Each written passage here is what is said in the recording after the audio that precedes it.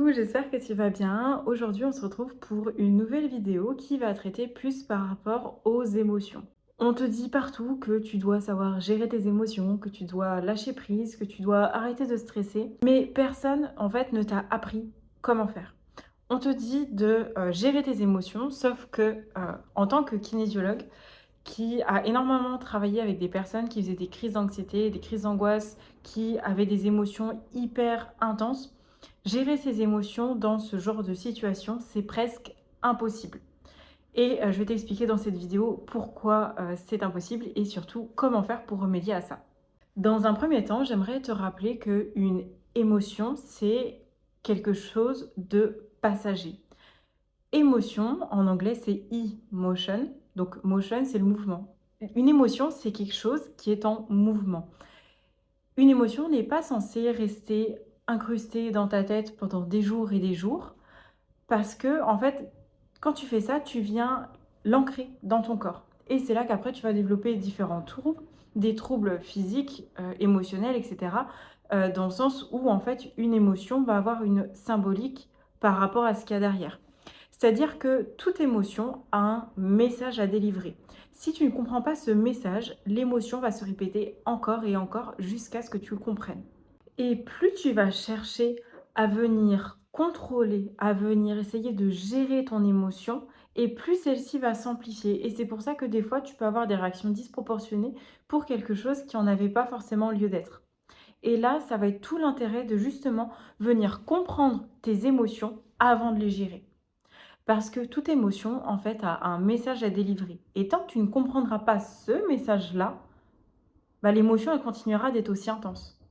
Alors que si tu viens comprendre, en fait, qu'est-ce qui est derrière, par exemple, l'exemple le plus connu, c'est l'émotion de la colère. Qu'est-ce qu'elle vient dire, cette émotion-là? Elle vient dire que ta limite ou ton besoin n'a pas été respecté.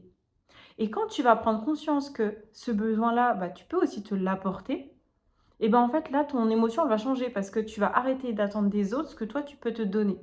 Et du coup, tu reprends ton pouvoir et du coup, bah, l'émotion, forcément, à un moment donné, elle disparaît, vu que ton besoin sera entendu ou ta limite sera respectée. D'autant plus que plus tu vas chercher à taire une émotion, plus tu vas essayer de mettre le tapis par-dessus et plus celle-ci, en fait, elle va être ce qu'on appelle refoulée.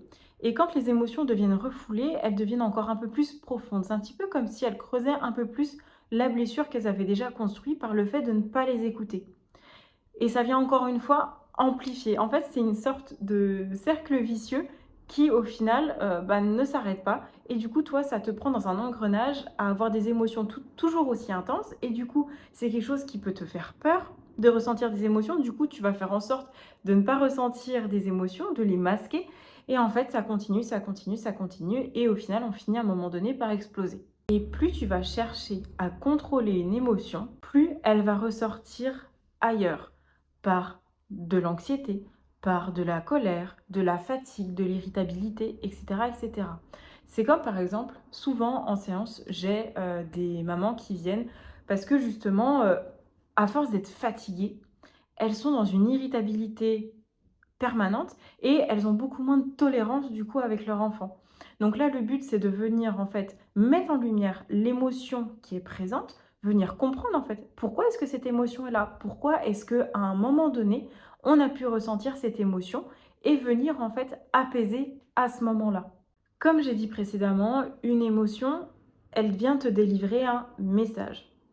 Par exemple, la peur va te délivrer un message de j'ai besoin d'être en sécurité. C'est-à-dire que la peur, elle est là pour te protéger d'une situation, d'un événement imaginé ou réel, euh, pour justement venir te protéger. La colère, ça va être une limite non respectée, un besoin non entendu. La tristesse, ça va faire référence justement à une perte, un deuil, à un attachement qui peut être parfois difficile à maintenir. Et on va retrouver aussi, par exemple, très souvent, l'anxiété qui va être une anticipation permanente de tout ce qui pourrait se passer dans le futur, avoir 36 000 hypothèses possibles. Et en fait, toutes ces émotions, elles sont là pour protéger ton être comme tu es. C'est-à-dire que les émotions, c'est ce qui nous rend humains, ce qui nous rend vivants. Et chercher à ne plus ressentir d'émotions, ça veut dire qu'on cherche à ne plus être humain en fait. Et je pense qu'il y a quelque chose aussi qui est important de rappeler parce qu'on le voit souvent par rapport aux trucs sur Instagram, etc., ou beaucoup aussi dans la spiritualité, développement personnel, c'est le fait de ne plus ressentir de colère, par exemple. Et ça, je suis désolée de te le dire, mais c'est pas possible. En tant qu'être humain, c'est sain de ressentir de la colère. Si tu ne ressens plus de colère, c'est qu'il y a un problème quelque part. Et c'est que certainement, il y a une autre émotion qui vient boucher à un autre endroit. Mais ressentir des émotions, c'est complètement normal. Et c'est complètement humain d'avoir des sentiments, des émotions. Donc, on arrête de culpabiliser parce qu'on ressent des émotions parfois trop fortes. Le but, c'est de venir en fait comprendre pourquoi cette émotion est là. Et une fois que tu vas comprendre pourquoi tu ressens ça, une fois que tu vas mettre de la lumière dessus, c'est là que tu pourras plus facilement en fait apaiser l'émotion. Il y a une métaphore que j'adore utiliser en séance qui, je trouve, est très parlante, en tout cas de par retour de mes patientes et patients. C'est aussi par rapport à la place que tu donnes à tes émotions. C'est-à-dire que si tu laisses très peu de place à ton émotion, elle aura très peu de place pour s'exprimer et du coup forcément elle va déborder. La métaphore que j'utilise, c'est par exemple ton émotion, ça va être 1 litre d'eau. Et toi, si la place que tu lui donnes, une casserole de 200 millilitres, tu te doutes bien que les 1 litre d'émotion dans ta casserole de 200 millilitres, ça va être compliqué, ça va déborder. Et bah en fait, pour tes émotions, c'est exactement ça. C'est-à-dire que si tu leur laisses la place d'exister, de s'exprimer, d'être légitime d'exister, alors il n'y aura plus de débordement. Le débordement, il est là parce que tu ne leur laisses pas la place. C'est différent. Et l'autre métaphore que j'utilise, c'est quand on me dit par exemple qu'on n'arrive pas à gérer ses émotions, que c'est trop intense, etc., etc. Les émotions, il faut voir ça un petit peu comme des vagues dans l'océan.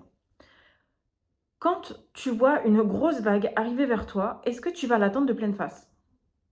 Tu vois la vague qui arrive. La vague, elle fait 1 mètre de haut, par exemple. Est-ce que tu vas l'attendre et la regarder comme ça et ne pas bouger? Je ne pense pas. Tu vas prendre conscience que tu peux la prendre comme ça, en te tournant, qu'elle vienne te taper au niveau de l'épaule.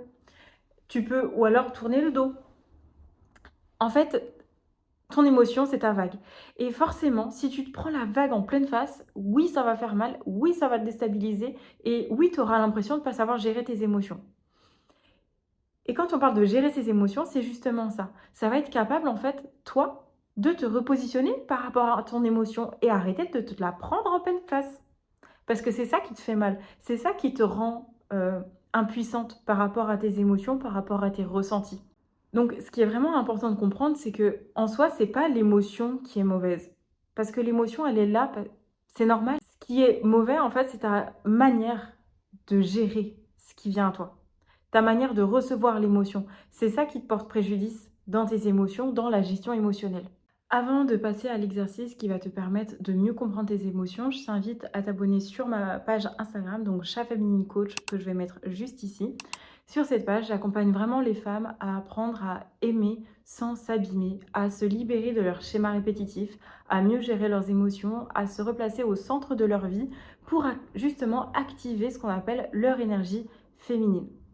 Pour ça, je t'invite vraiment à t'abonner et si besoin, je propose aussi des séances de coaching individuelles que tu peux retrouver donc sur le lien dans la bio juste en dessous. La première étape de justement pouvoir comprendre tes émotions, ça va être de nommer en fait, sans juger.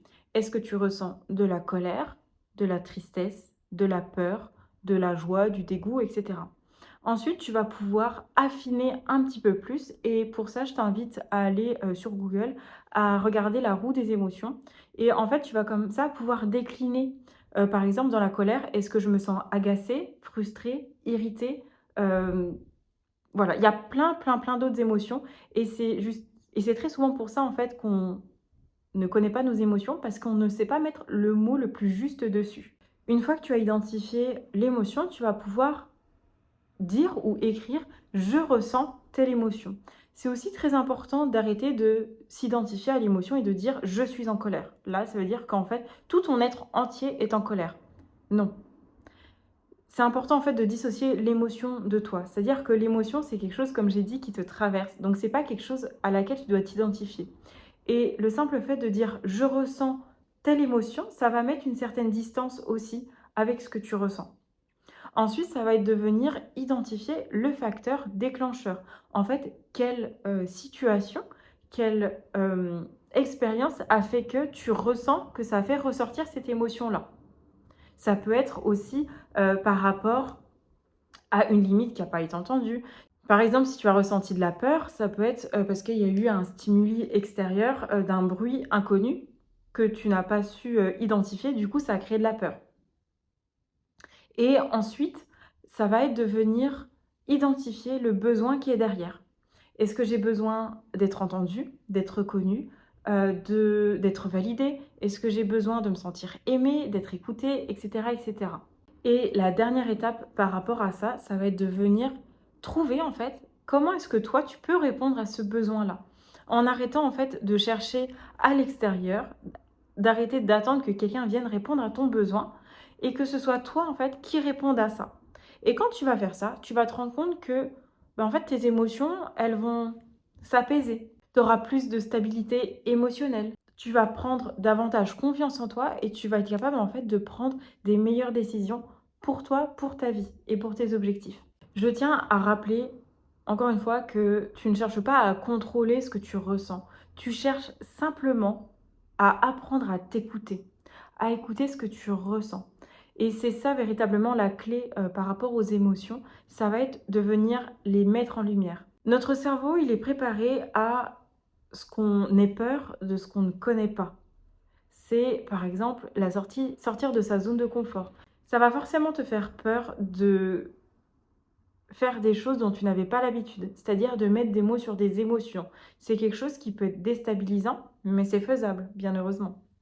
Et quand tu vas apprendre à t'écouter, tu vas ressentir comme une harmonie en fait entre ta tête et ton corps. Parce que ton corps, il est là pour te donner des messages. C'est-à-dire que peut-être tu as déjà remarqué que tu avais des douleurs qui revenaient sans cesse à un endroit. Peut-être que tu as des maux physiques qui sont permanents, qui sont récurrents, ou alors qui viennent une fois de temps en temps, sans que tu t'en aperçoives. Et ça, c'est vraiment important quand tu vas commencer à t'écouter, de venir faire le lien par rapport à ton corps.